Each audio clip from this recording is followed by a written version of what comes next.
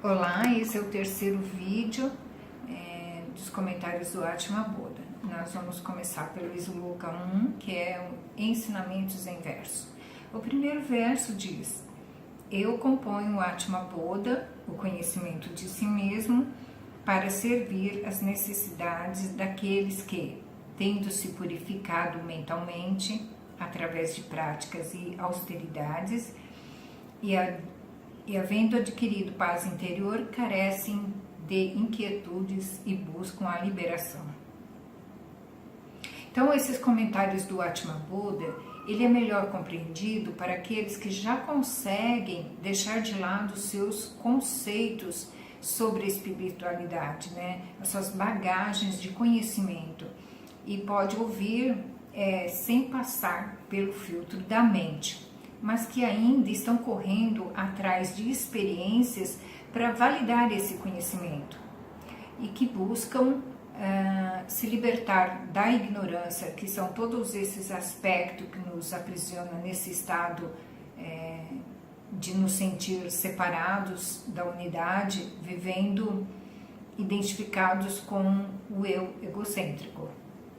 Então, esses ensinamentos é para aqueles que buscam a realização do ser ilimitado, imutável e eterno, mas que ainda a sua busca é de uma experiência que comprove essa realidade do ser. E essa busca torna a mente inquieta, porque ela quer comprovar através da experiência. E o conhecimento, ele ocorre através da compreensão. Continuando, é muito difícil falar daquilo que as palavras não definem. Custa ensinar a profundidade de um saber que escapa à razão.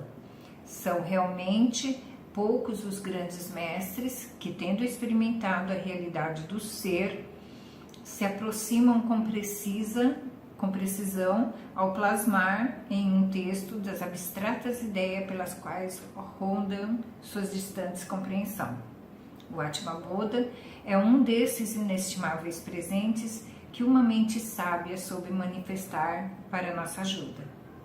As eternas verdades expressas ao longo dos slokas são as provas inequívocas da força e evocação compassiva de seu autor.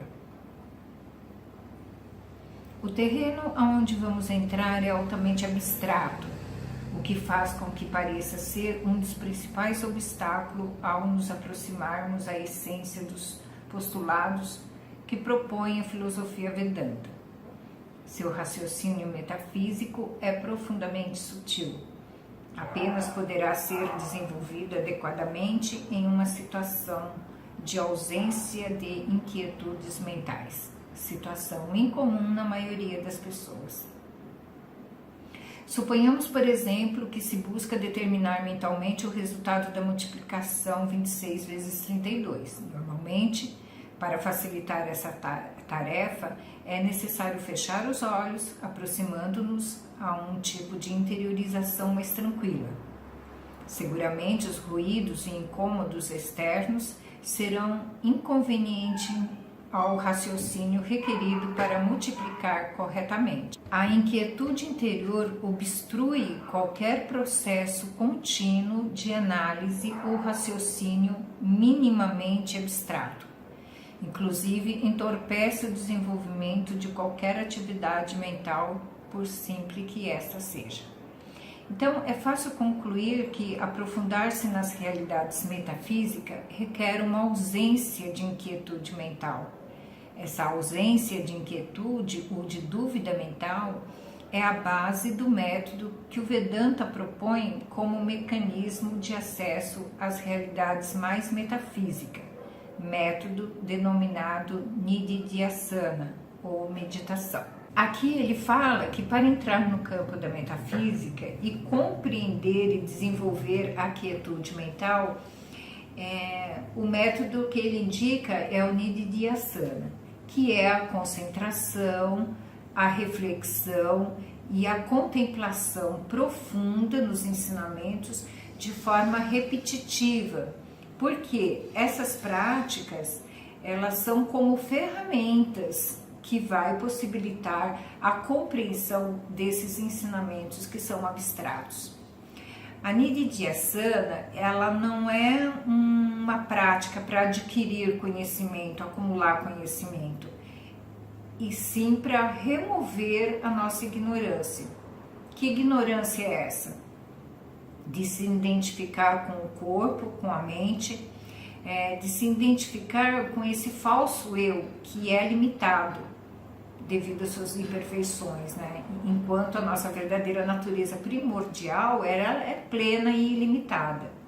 Então, na prática contínua da contemplação, nós fortalecemos a percepção que não somos esse corpo e essa mente, e sim somos testemunha consciente que percebe esse jiva, ou seja, o ego, o eu falso, olhando para si mesmo como se fosse corpo e mente, e que vive correndo atrás de experiências e para satisfazer seus desejos.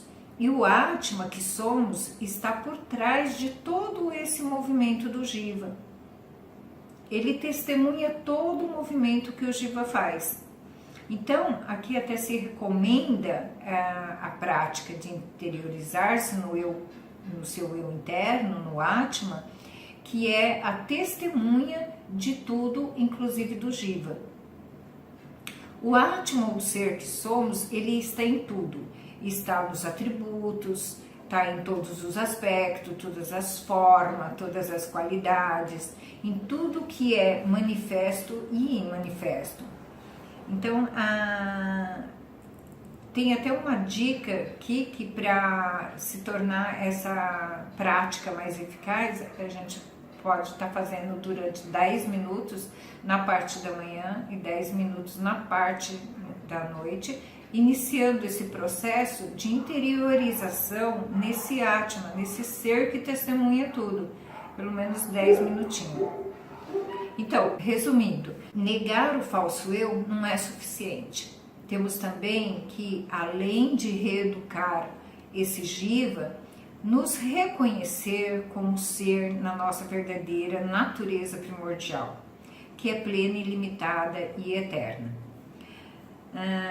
Só que esse reconhecimento, ele vai ocorrendo à medida que o indivíduo vai compreendendo os ensinamentos e vai deixando de lado esse desejo de querer obter uma experiência para comprovar a realização do ser. Ou seja, o indivíduo que quer obter uma experiência para comprovar que a realização do ser é possível, deve abandonar, né, esse desejo para que ele possa compreender melhor. Continuando, através da prática da meditação continuada, se é possível desenvolver uma faculdade de assentamento na autoobservação interior, que permite o acesso à compreensão de realidades altamente abstratas.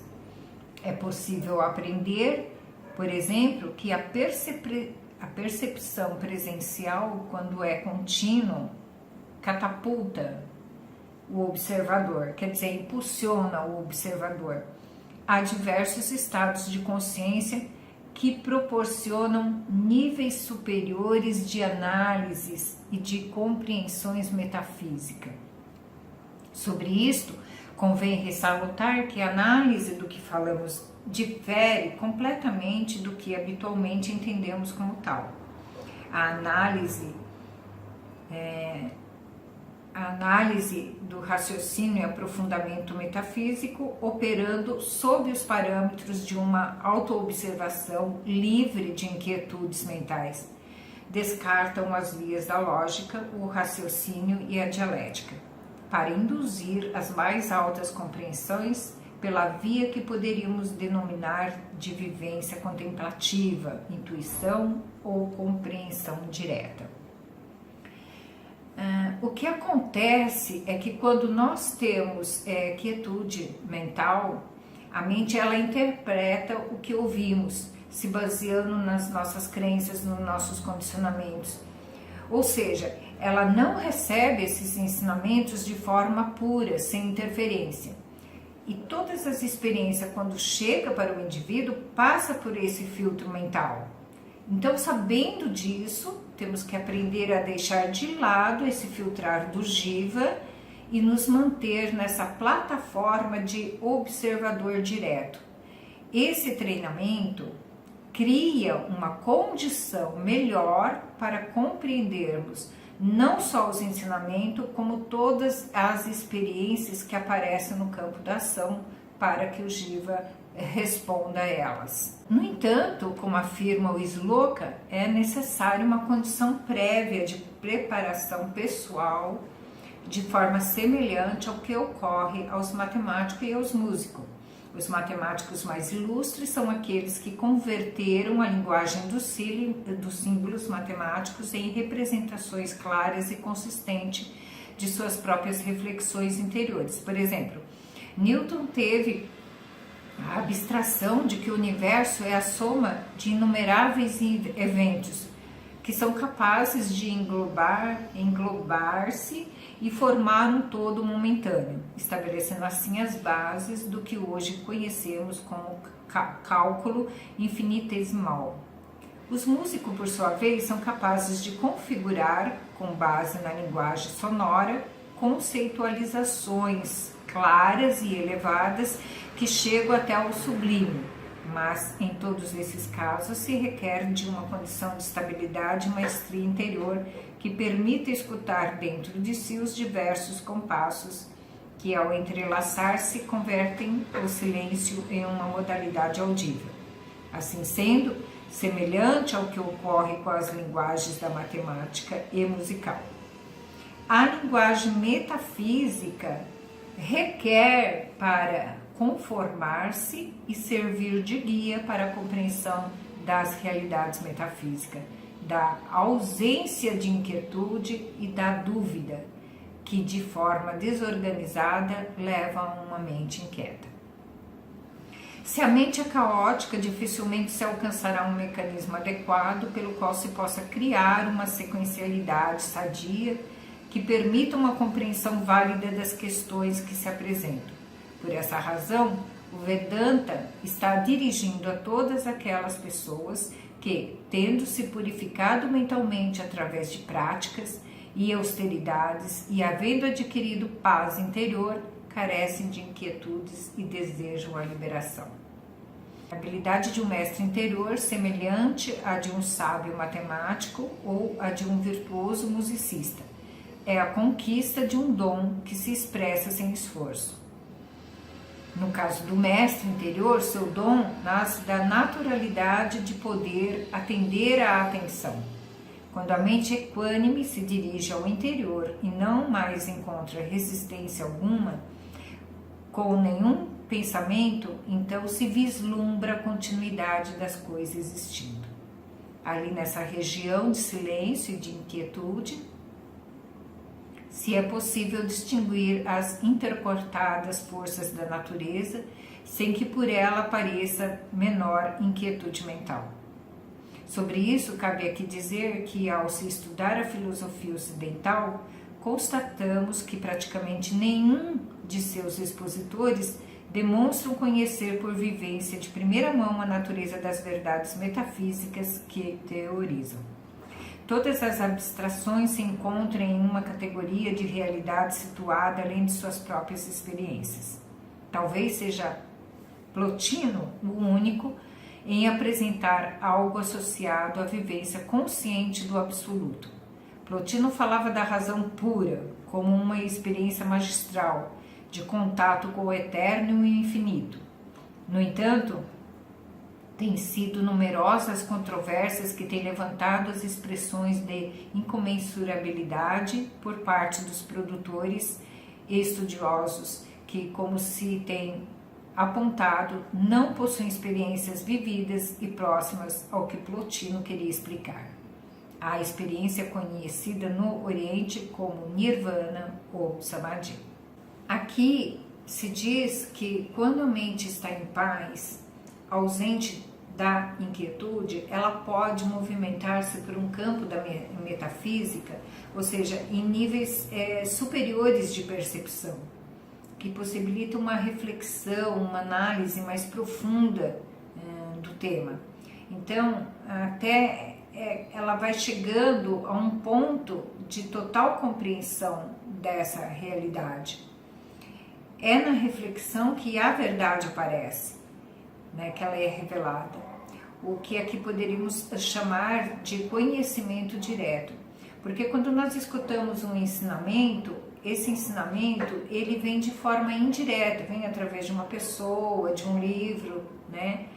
E quando o conhecimento vem através da reflexão, ele pode acessar um campo de compreensão e se tornar aquela verdade, ela vai ser revelada de uma forma direta.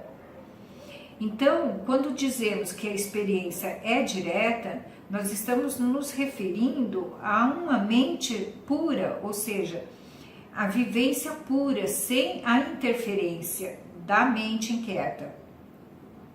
Então, ela é capaz de acessar níveis tão abstratos que o jiva ele não consegue conceituar, não consegue expressar por palavras, porque ultrapassa a compreensão que o intelecto possa fazer. Porque o nível do entendimento do intelecto, ele vai até um certo ponto. E aqui o entendimento nesse certo ponto, ele salta para o conhecimento direto, que é intuitivo. Então, somente no nosso mais profundo interior é que podemos contatar, né, o conhecimento puro, real, verdadeiro, e essa experiência é pura e direta, sem nenhuma bagagem mental. O que ocorre aqui nesse ponto é o contato de unicidade com o campo divino, diferente da experiência que acontece através dos sentidos. Aqui nesse estado não há uma presença da mente limitada, nem do intelecto e nem do ego. Esse estado é uma saída do estado normal, onde se contempla o que há de divino, né? Ele está acima do intelecto. Então é isso. Por hoje nós ficamos por aqui. Na próxima vamos ver o próximo parágrafo, né? Vamos ficar aqui. Assim, a razão é pura de Plotino, porque aí vamos abordar um pouco esse lado do Plotino, né? E agradeço a escuta atenta. Namastê.